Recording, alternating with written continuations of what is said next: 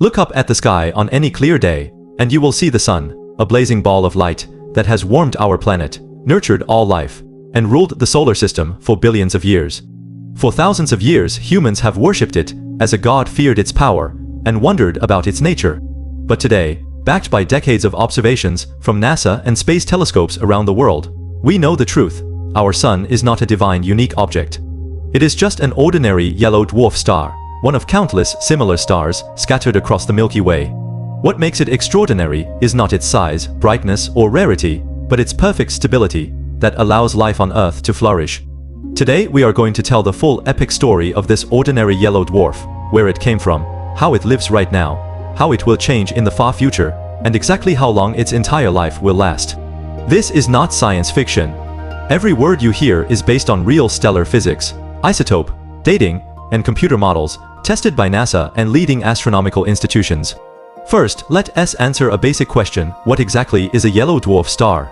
The formal astronomical name is a G-type main sequence star, or G2V, for our Sunday.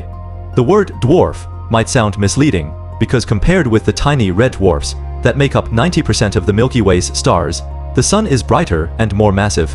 But compared with giant stars and supergiants that can swell to hundreds of times the sun's size, the sun is indeed small and stable.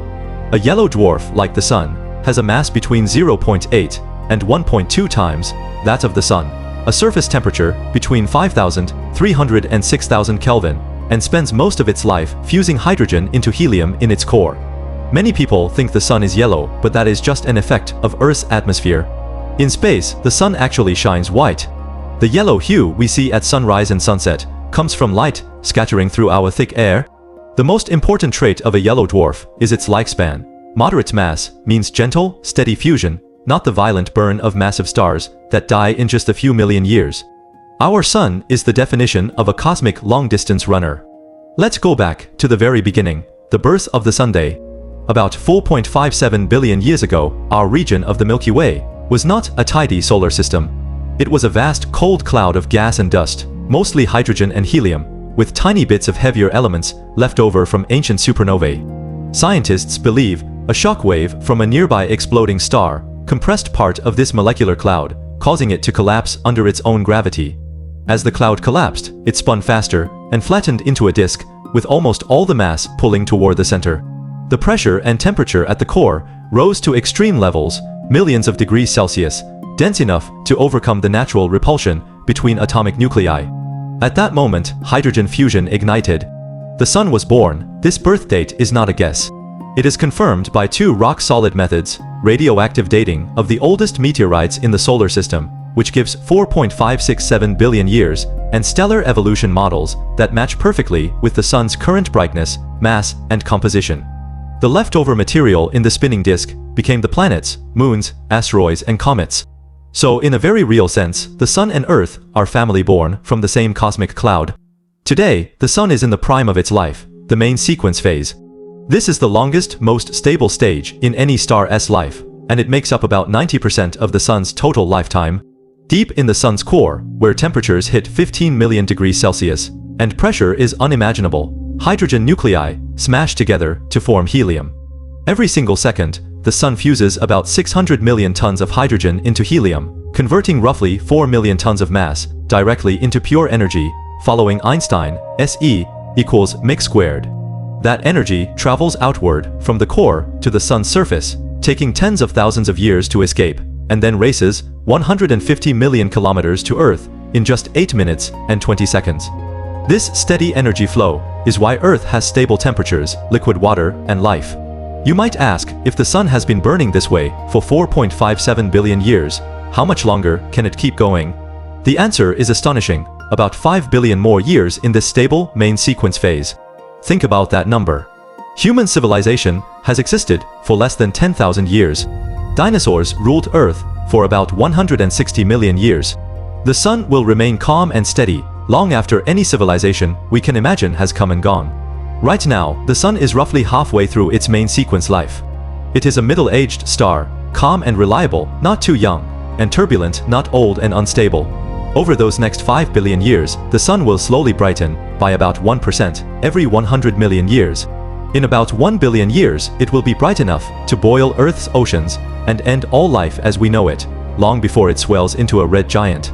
But for the timescale of stars, that is still an incredibly long future. What happens when the Sun's core hydrogen finally runs out? This is where the life of a yellow dwarf takes a dramatic turn. After about 10 billion years of fusing hydrogen, the core will be filled with helium ash, with no more hydrogen to burn. The outward pressure from fusion weakens, and gravity takes over the core, collapses inward, heating up dramatically. This extra heat ignites hydrogen fusion in the shell around the core, creating far more energy than before. That extra energy pushes the sun's outer layers outward, causing the star to swell, cool, and redden. Our ordinary yellow dwarf will become a red giant. The red giant phase will be a cosmic spectacle and a catastrophe for the inner solar system. The sun will swell to roughly 200 to 250 times its current size, with a surface temperature dropping to about 3000 Kelvin, glowing a deep, vivid red. Mercury and Venus will be completely swallowed and destroyed. Earth's fate is still debated by astronomers. Some models say the sun will expand just enough to reach Earth orbit and consume it. Others suggest the sun will lose mass as it expands, weakening its gravity enough for Earth to drift outward slightly. Even if our planet survives being swallowed, it will be roasted. Surface temperatures will soar above 2000 degrees Celsius. Oceans will vaporize instantly. The atmosphere will be stripped away, and Earth will become a molten, dead rock. The red giant phase will last roughly 1 billion years, a short burst compared to the 10 billion year main sequence, but a violent, transformative era for the Sunday. As the red giant ages, its collapsed helium core will keep heating up until it hits about 100 million Kelvin. Then, a spectacular event, called a helium flash, will occur. The helium core will suddenly ignite and fuse into carbon and oxygen. This runaway fusion releases an enormous burst of energy, shrinking the sun back down to a fraction of its red giant size, and entering a shorter stable phase called the horizontal branch. For about 100 million years, the sun will fuse helium in its core, just as it once fused hydrogen. But helium fuel runs out much faster than hydrogen. When the helium is gone, the core collapses again, and the sun puffs outward once more, becoming an asymptotic giant branch star, even more unstable than before. The final act of the sun's life is one of the most beautiful events in the universe, a planetary nebula. Over tens of thousands of years, the sun will shed its outer layers of gas and dust, blowing them into space in a series of gentle pulses. These layers will spread outward, forming a glowing, colorful shell, illuminated by the hot core left behind. This is not a nebula that creates planets. The name is a historical mistake from early astronomers. It is a stellar farewell, casting the sun's material back into the cosmos. Those elements, hydrogen, helium, carbon, oxygen, will mix with interstellar clouds and become the building blocks for new stars, new planets, and maybe new life elsewhere in the Milky Way. The planetary nebula will shine brightly for a few 100,000 years before fading into darkness. What remains after the nebula fades? The sun's core, a tiny ultra-dense object called a white dwarf. This is the standard fate of a yellow dwarf star. The white dwarf will be about the size of Earth, but will hold roughly 50 to 60% of the sun's original mass. It is so dense that a teaspoon of white dwarf material would weigh tons on Earth. No fusion happens inside a white dwarf. It has no fuel left to burn. It will simply cool down slowly, radiating its leftover heat into space for trillions and trillions of years. Over time, it will fade from white to yellow-red, and finally, to a cold, dark, inert rock called a black dwarf. No black dwarfs exist in the universe yet, because even the oldest white dwarfs haven't had enough time to cool completely. The sun's final form will be a black dwarf, a silent relic floating in the dark, long after the last stars have died. Let's put the entire life of the sun, our ordinary yellow dwarf, into one clear timeline to make it unforgettable. Birth, 4.57 billion years ago, from a collapsing molecular cloud. Main sequence, stable adulthood, total, 10 billion years. Already lived, 4.57 billion years. About 5 billion years left. Red giant phase, roughly 1 billion years of expansion and chaos. Helium fusion and instability, a short 100 million years. Planetary nebula, a brief, brilliant farewell of tens of thousands of years. White dwarf to black dwarf, trillions of years of slow cooling until total darkness. The most awe-inspiring thing about this story is how ordinary it is. The sun is not a special exception.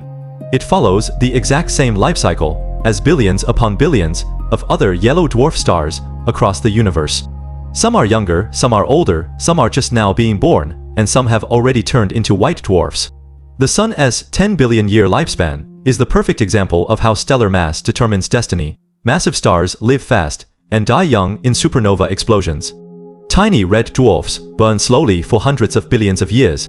Yellow dwarfs strike a balance that allows for stable planetary systems and life to evolve. We often think of the sun as a powerful, dominant force in our lives, and it is. It gives us light, heat, seasons, and energy for every plant, animal, and human being. But from a cosmic perspective, the sun is a quiet, modest citizen of the Milky Way. It is a standard yellow dwarf, following the universal rules of stellar evolution, living a predictable, noble life, and recycling its material back into the cosmos to help create new worlds. Its story is not one of drama or rarity, but of consistency, patience, and cosmic purpose. When you go outside and feel sunlight on your skin, remember, you are touching the light of a middle-aged yellow dwarf star, halfway through a 10 billion year life. A star that was born from dust will live steadily.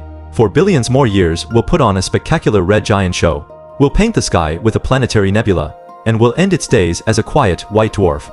This is the real epic story of our sun, not a myth, not a guess, but a scientific truth, revealed by decades of exploration and discovery.